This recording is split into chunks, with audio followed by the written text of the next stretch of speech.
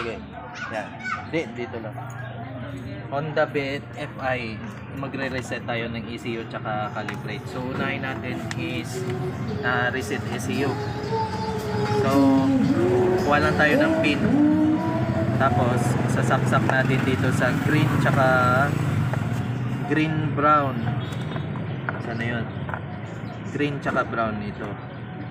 Saksak lang natin pag mag-reset. Yan, saksak natin sa green brown na wire. Tapos sa ignition, ito, on natin ignition.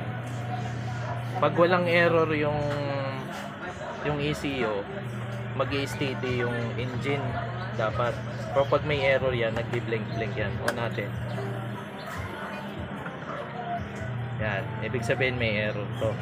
Yan yung i-reset natin. Yung error code niya is ECT tsaka injector.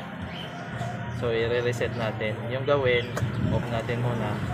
Yan, diba? Yung gawin, i-on. On natin susi, tapos tanggal to, balik natin kaagad. Tapos magra-rapid blink yan. Yan, magra-rapid blink yung engine. Ibig sabihin, success yung pagka-reset mo. Dapat pag off mo ng susi, pag on mo, dapat naka-steady na to. Yan, naka-steady na. Ibig sabihin wala nang error. So pwede ka na maka-TPS calibration. So ang gagawin natin pag TPS calibration, dito tayo punta. Kuha tayo ulit nito. Punta tayo dito. So yung nakakabit na socket to sa may head, ito yung ECT. Sige, hugot. Dito tayo, mag-TPS calibration tayo. So itatap natin ulit yung wire na to dito. Tapos ito,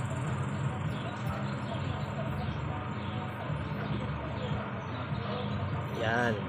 So ang gagawin natin, on natin ignition, tapos bilang tayo 8 seconds. Ayan na, 1 2 3 4 5 6 7 8. Yan, magra-rapid blink yan pag successful yung calibration mo. Yan, ang gagawin, off na. Ayun, okay na. Tapos ibalik na natin to. Balik na. Balik na. Tapos ito, tanggalin na natin. Yan, yun lang. Yun lang kadali. Ito yung result after reset tsaka calibrate. So may error yung niya. Error yung injector, tapos TPS kasi palyado. So pinalitan na.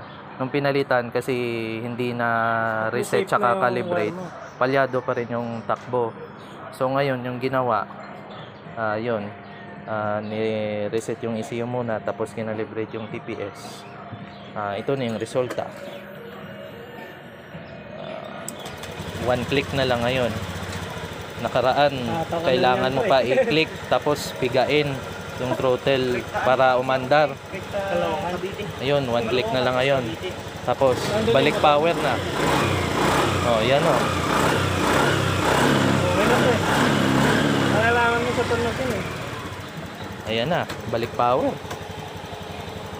Solve yung problema.